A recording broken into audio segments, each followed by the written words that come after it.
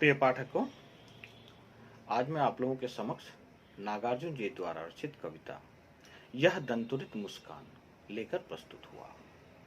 तो आइए कविता की ओर अग्रसर होने से पहले कविता से जुड़ी कुछ बातों को जान लेते हैं। प्रस्तुत कविता में नागार्जुन जी ने छोटे से बच्चे की मुस्कान का वर्णन किया है। एक 7-8 महीने के बच्चे के मुंह में 2-3 दांत जब आ जाते हैं तो वह देखने में बहुत ही खूबसूरत लगता है। उस बच्चे का मुखमंडल और भी मनोहर हो जाता है जब वह 2-3 दांत के साथ अपनी सुंदर से मुस्कान देता है।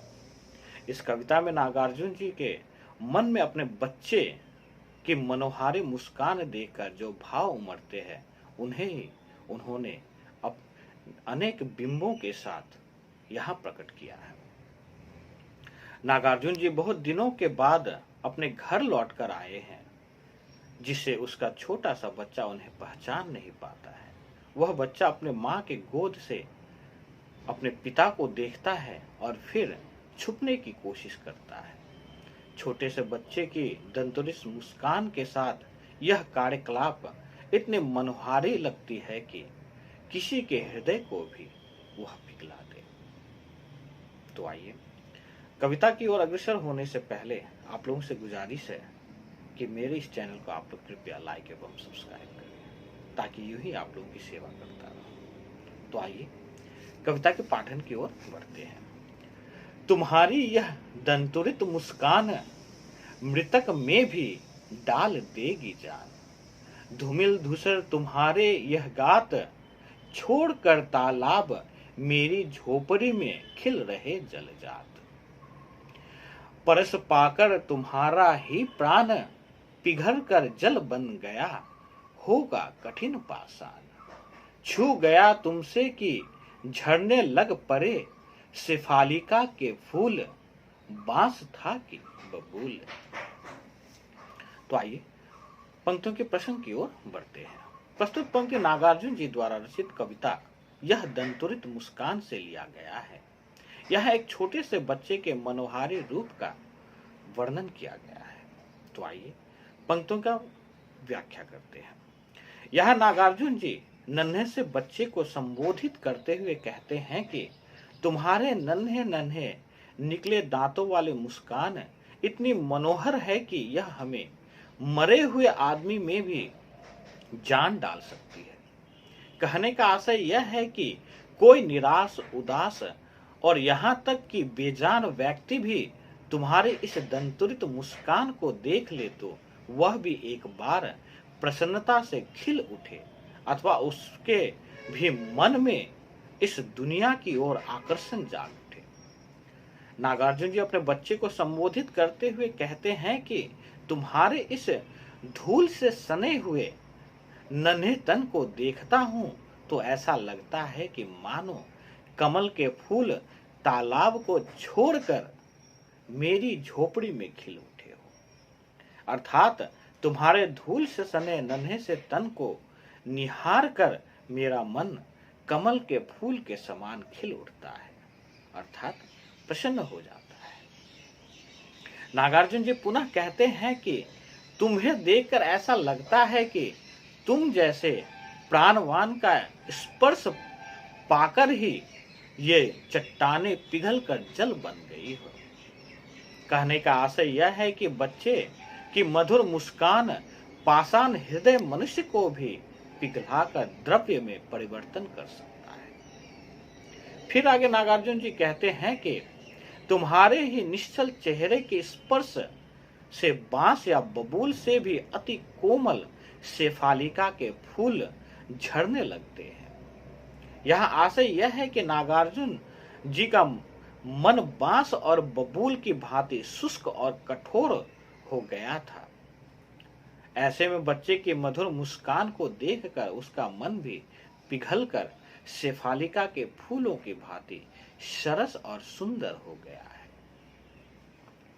तो आइए अगली पंक्ति की ओर बढ़ते हैं। तुम मुझे पाए नहीं पहचान, देखते ही रहोगे अनिमेष। थक गए हो, आंख लूं मैं फेर। क्या हुआ यदि हो सके परिचित न पहली बार, यदि तुम्हारी मां न माध्यम बनी होती आज। मैं न सकता देख, मैं न पाता जान, तुम्हारी यह दंतुरित मुस्कान। तो आइए प्रस्तुत पंक्तियों के प्रसंग की ओर बढ़ते हैं।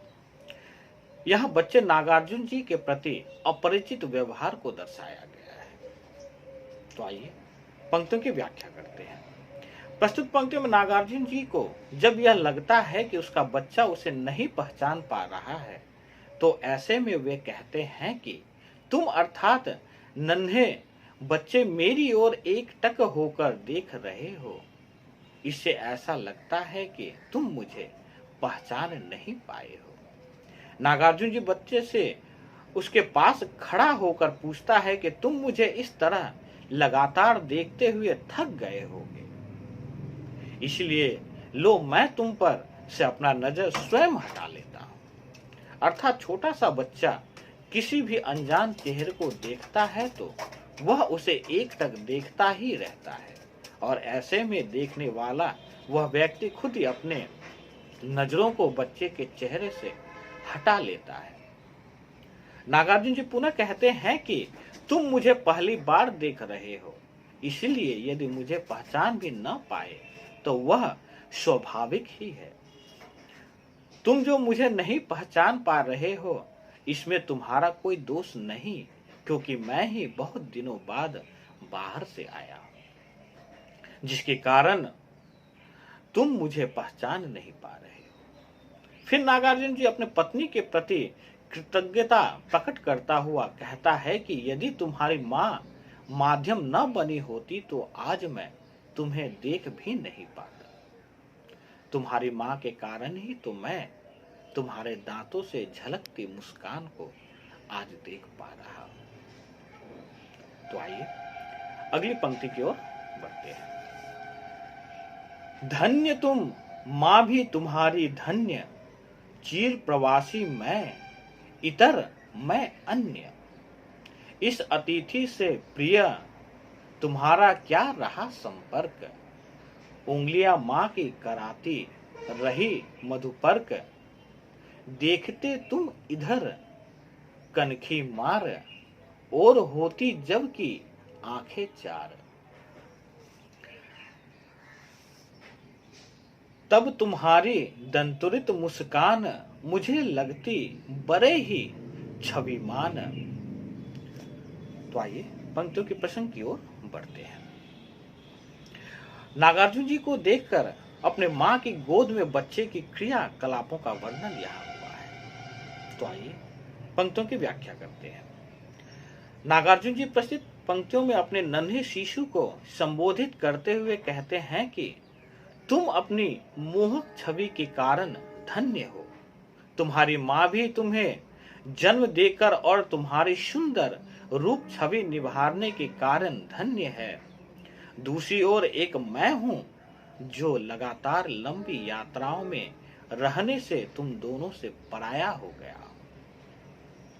इसीलिए मुझ जैसे अतिथि से तुम्हारा संपर्क नहीं रहा, अर्थात मैं तुम्हारे लिए अनजान बन गया। नागार्जुन जी पुनः अपने शिशु को संबोधित करते हुए कहते हैं कि यह तो तुम्हारी मां है जो तुम्हें अपनी उंगलियों से मधुपर्ण चढ़ाती रही, अर्थात तुम्हें वात्सल्य भरा प्यार देती रही। आज जो तुम इतने बड़े हो गए हो और मुझे नहीं पहचान पाने के कारण तुम तिरछी नजर से मुझे देख कर अपना मुंह फेर लेते हो, इस तरह तुम बार बार वही कर रहे हो।